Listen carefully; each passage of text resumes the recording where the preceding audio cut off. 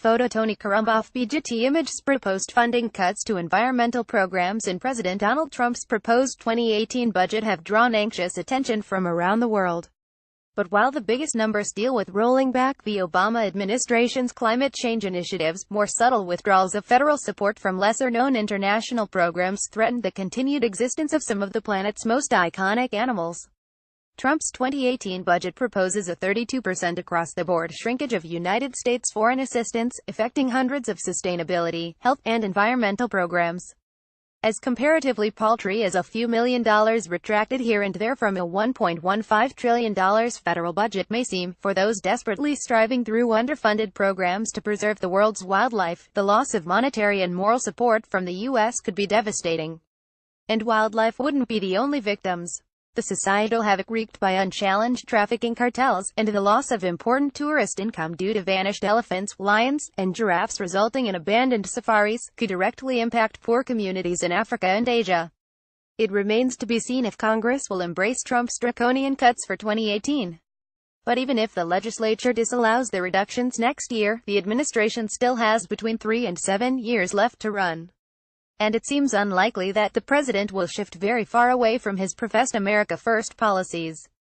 Less money to curb the illegal wildlife trade. The Department of State is tasked with administering the Presidential Task Force on Wildlife Trafficking, co-chairing that body with the U.S. Agency for International Development, the U.S. Fish Wildlife Service, and the Department of Justice. This interagency coalition justifies its mission this way: wildlife trafficking is an international development issue because it undermines security, rule of law, and our efforts to end extreme poverty.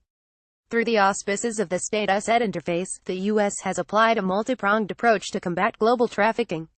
That includes anti-poaching workshops utilizing smart technology for rangers in Central and East Africa, helping strengthen wildlife laws in Kenya and Mozambique, working with major American and African airlines to train staff to detect and intercept trafficked goods, and initiating a cultural shift by reaching over 740 million people across Asia through the internet, television spots, and installations at airports to reduce wildlife product demand.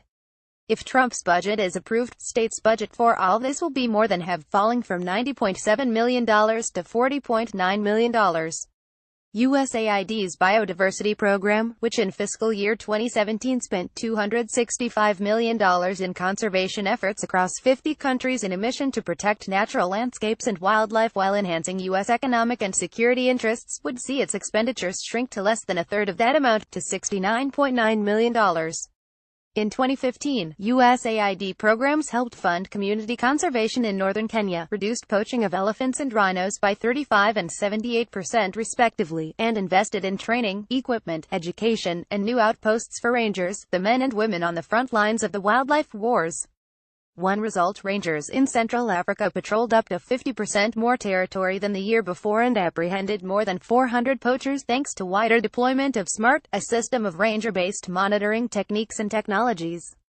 Under Trump's budget, the USFWS's International Species Program, focusing on African and Asian elephants, great apes, migratory birds, tigers, rhinos, and sea turtles, would go from a 2017 budget of $9.15 million to being completely zeroed out.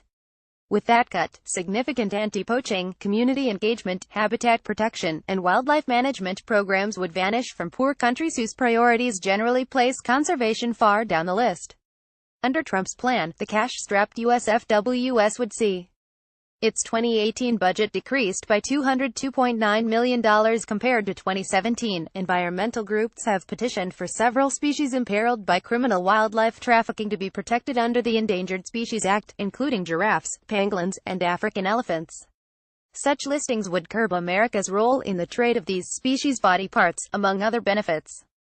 But proposed funding cuts make it likely that the Trump administration won't act on these petitions.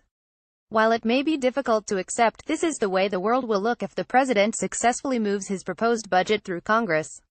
Calls to congressional offices failed to shed light on how many and how much of Trump's reductions will show up in the 2018 budget to be approved by the House of Representatives and the Senate. America First puts wildlife last. According to the Wildlife Conservation Society, funding to protect new species under the Endangered Species Act would be cut by nearly 17% under Trump's budget, which would severely hinder the USFWS from progressing with its 7-year plan that allows the agency to prioritize over 350 species for listing decisions. The proposed Department of the Interior budget slashes $1 million each from the African Elephant Conservation Act and Asian Elephant Conservation Act. The African Elephant Conservation Act was funded at $3 million in 2016 and 2017, and would now be funded at $2 million. The Asian Elephant Conservation Act was funded at $2 million and would now be funded at $1 million. These cuts couldn't come at a worse time. African elephants are currently being slaughtered for their ivory at the rate of 8% of their total population per year, or nearly 30,000 annually. The Department of the Interior's conservation programs provide technical and financial assistance to range states to protect elephants and their habitats, with money for elephant population management, public education, and anti-poaching activities. The USFWS website details some of the important projects that have been funded in the past and are now on the budgetary chopping block. The USFWS conservation and enforcement budget would likewise be cut, from around $182 million for 2017 to $166 million in 2018. While this may not seem like a huge reduction, it is being sliced from a budget that is already far too small to do the job. This funding is critical to protecting species imperiled by the illegal wildlife trade, and enables U.S. investigations of wildlife crimes, helping put traffickers in jail, regulating the wildlife trade, and helping Americans understand and obey wildlife protection laws. Species that will be most hurt by this cut would likely be those for which the U.S. is a major market, including elephants. The U.S. is the second largest international market for trafficked wildlife, after China.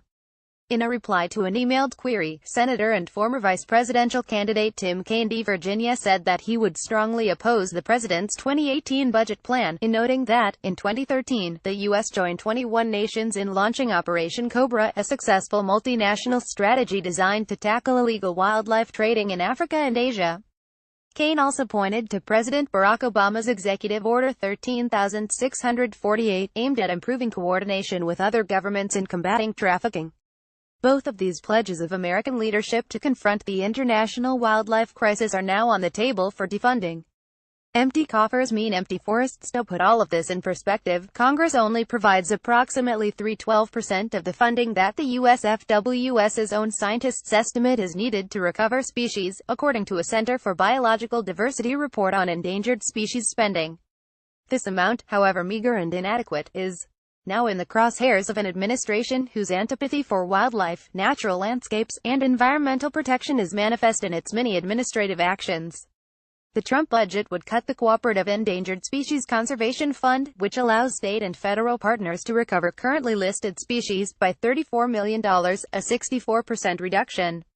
His budget also reduces funding for foreign endangered species like elephants, rhinoceros, and tigers by 19%, and reduces the funding for the listing program by 17%. Currently 500 plants and animals are waiting for consideration for protection. Carter Roberts, president of the World Wildlife Fund, says that the 2018 budget in its current form would be a calamitous abandonment of American pledges to assist poor countries struggling to preserve our common wild heritage. These cuts will turn back the clock on advances made in combating common, global challenges like food and water security, wildlife trafficking, and climate change, he said, urging passage of a budget that more closely aligns with America's long-held humanitarian and conservation values. Roberts' appeal is echoed by other leading conservation groups, including the Wildlife Conservation Society and the Nature Conservancy, whose president Mike Tersick explained that American investments in international conservation support sustainable livelihoods, political stability and good governance in difficult regions of the world, thereby supporting our own national security and economic objectives.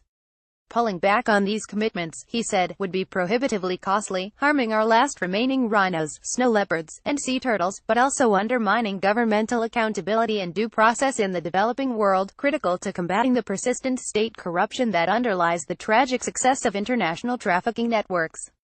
Blasting away at the wild world. Fortunately for declining wildlife, the president does not have the final say on the U.S. budget. That remains for the House and Senate to decide, a decision that they've already once delayed this year.